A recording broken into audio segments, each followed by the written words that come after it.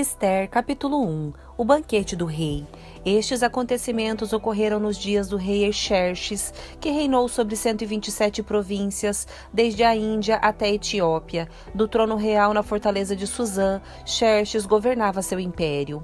No terceiro ano de reinado, ofereceu um banquete a todos os seus nobres e oficiais. Convidou todos os oficiais militares da Pérsia e da Média, e os príncipes e nobres das províncias. A festa durou 180 dias e foi uma demonstração formidável da grande riqueza do império e da pompa e esplendor de sua majestade. Terminada a celebração, o rei ofereceu um banquete para todo o povo que estava na fortaleza de Suzã, desde os mais importantes até os mais humildes. O banquete durou 7 dias e foi realizado no pátio do jardim do Palácio Real. O pátio estava enfeitado com cortinas brancas de algodão e com tapeçarias azuis, presas com cordas de linho branco e fitas vermelhas, a argolas de pratas fixadas a colunas de mármore. Havia sofás com armação de ouro e de prata sobre um piso de mosaico de pórfiro, mármore, madrepérola e outras pedras preciosas.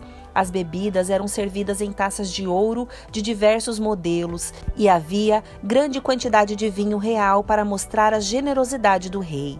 Por ordem do rei, podia-se beber à vontade, pois ele havia instruído os oficiais de seu palácio a servirem quanto vinho cada convidado quisesse.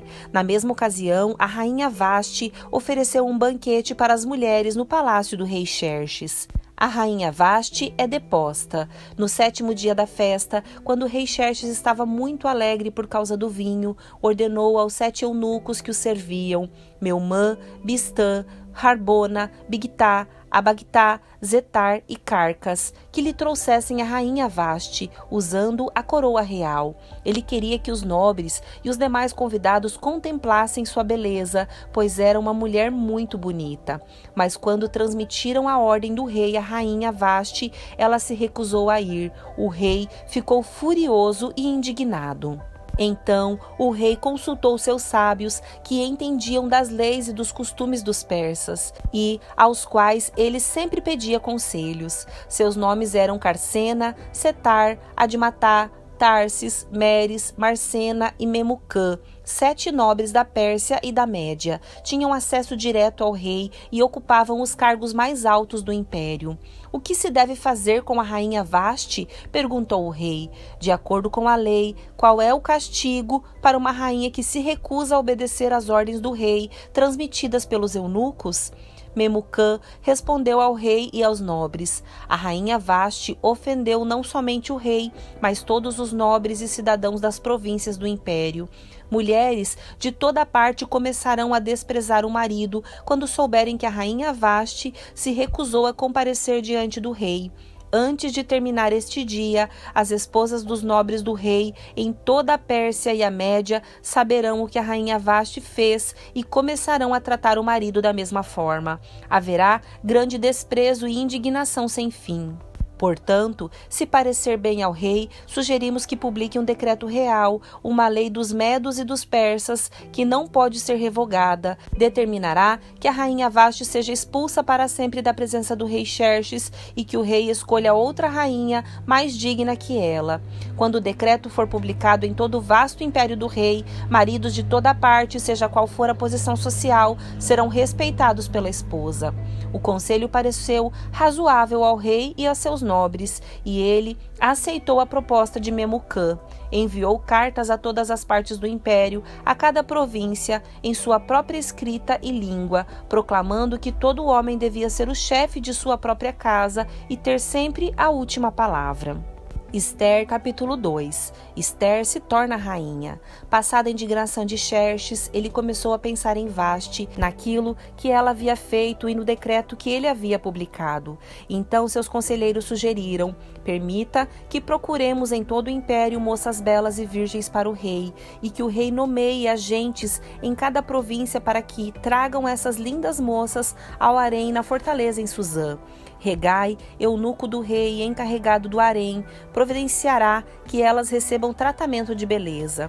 Depois disso, a moça que mais agradar o rei se tornará rainha em lugar de Vasti. O rei gostou muito desse conselho e o pôs em prática.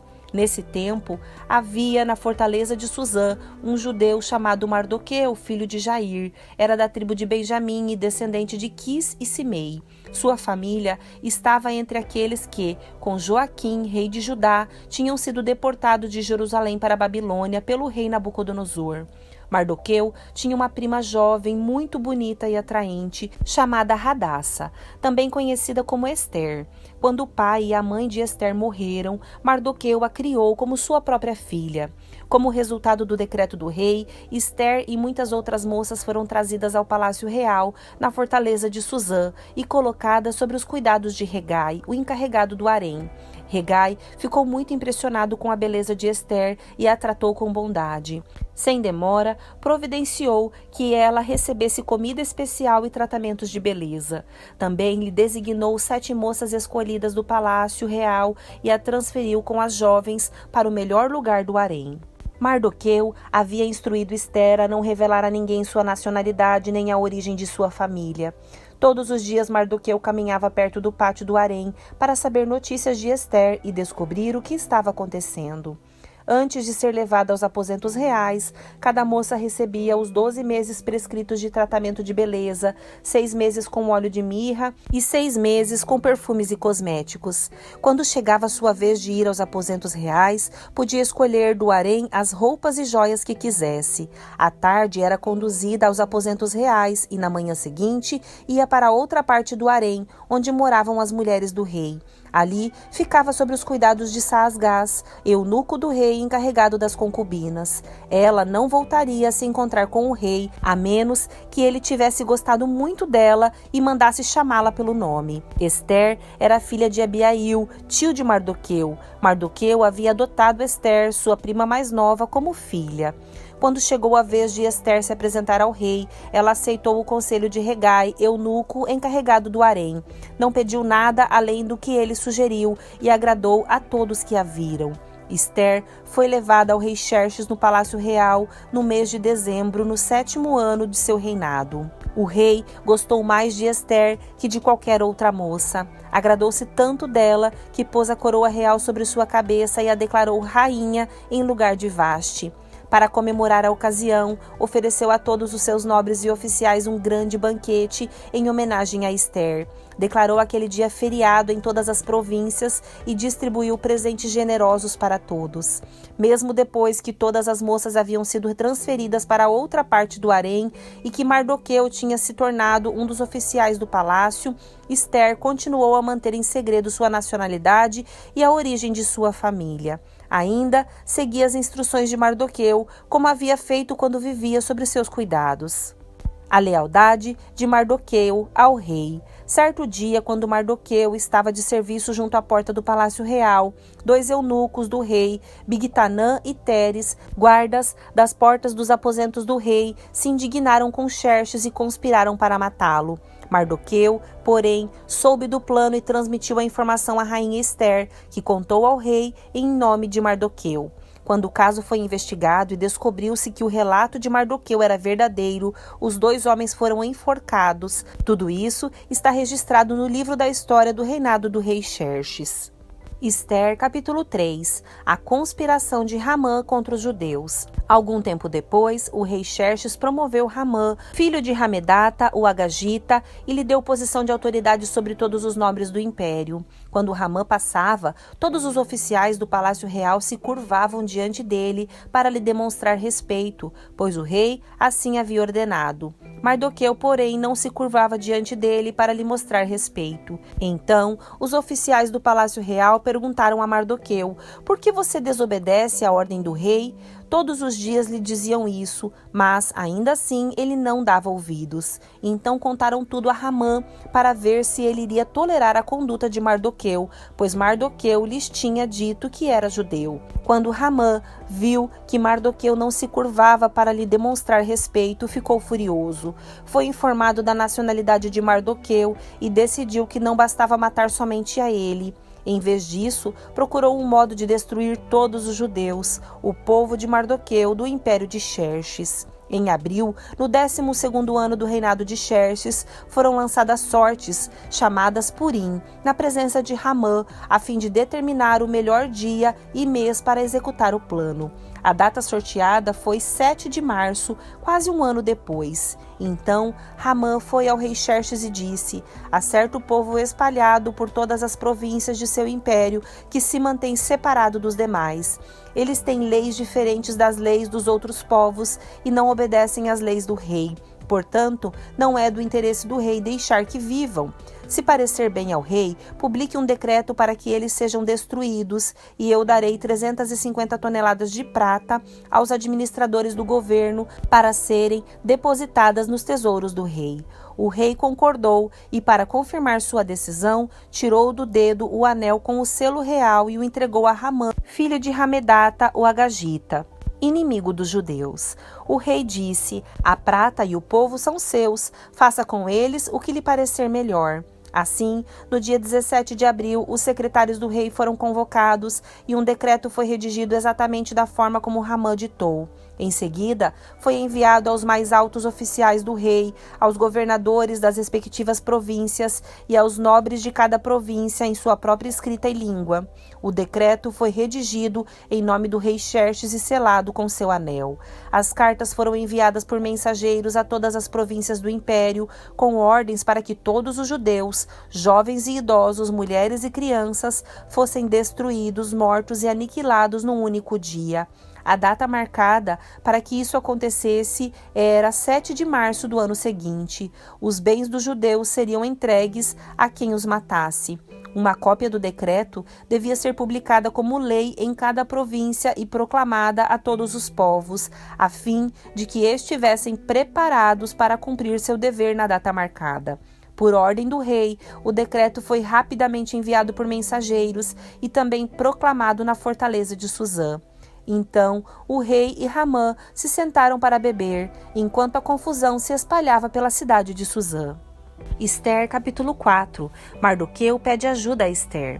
Quando Mardoqueu soube de tudo o que havia acontecido, rasgou suas roupas, vestiu-se de pano de saco, cobriu-se de cinza e saiu pela cidade, chorando alto e amargamente. Foi até a porta do palácio, mas ninguém que estivesse usando roupas de luto tinha permissão para entrar. Quando a notícia do decreto chegou a todas as províncias, houve grande pranto entre os judeus. Jejuaram, oraram e lamentaram, e muitos se deitaram em pano de saco e em cinzas. Quando as criadas de Ester e os eunucos vieram e lhe contaram sobre Mardoqueu, ela ficou muito angustiada. Enviou-lhe roupas para vestir em lugar do pano de saco, mas ele não aceitou. Então Ester mandou chamar Hataque, um dos eunucos do rei que havia sido nomeado para servi-la. Ordenou que ele fosse até Mardoqueu e descobrisse o que o perturbava e por que ele estava de luto. Hataque foi até Mardoqueu na praça da cidade, em frente à porta do palácio. Mardoqueu lhe contou tudo e lhe informou a quantidade exata de prata que Ramã havia prometido pagar ao tesouro real pela destruição dos judeus. Mardoqueu entregou a Hataque uma cópia do decreto publicado em Suzã, que ordenava o extermínio de todos os judeus. Pediu a Hataque que mostrasse o decreto a Ester e lhe explicasse a situação. Também pediu a Hataque que a orientasse a ir falar com o rei para implorar por misericórdia e interceder em favor de seu povo. Hataque voltou a Ester com um recado de Mardoqueu. Então Ester mandou Hataque dizer a Mardoqueu: todos os oficiais do rei e até mesmo o povo das províncias sabem que qualquer pessoa que se apresenta diante do rei no pátio interno, sem ter sido convidada, está condenada a morrer, a menos que o rei lhe estenda seu cetro de ouro. Além do mais, há 30 dias o rei não me chama à sua presença. E o recado de Ester foi transmitido a Mardoqueu. Mardoqueu enviou esta resposta a Ester: não pense que, por estar no palácio, você escapará quando todos os outros judeus forem mortos. Se ficar calada no momento como este, alívio e livramento virão de outra parte para os judeus, mas você e seus parentes morrerão. Quem sabe não foi justamente para uma ocasião como esta que você chegou à posição de rainha? Então Ester enviou uma resposta a Mardoqueu: Vá, reúna todos os judeus de Susã e jejuem por mim. Não comam nem bebam durante 3 dias e 3 noites. Minhas criadas e eu faremos o mesmo. Depois irei à presença do rei, mesmo que seja contra a lei. Se eu tiver de morrer, morrerei. Mardoqueu foi e fez tudo conforme as instruções de Ester.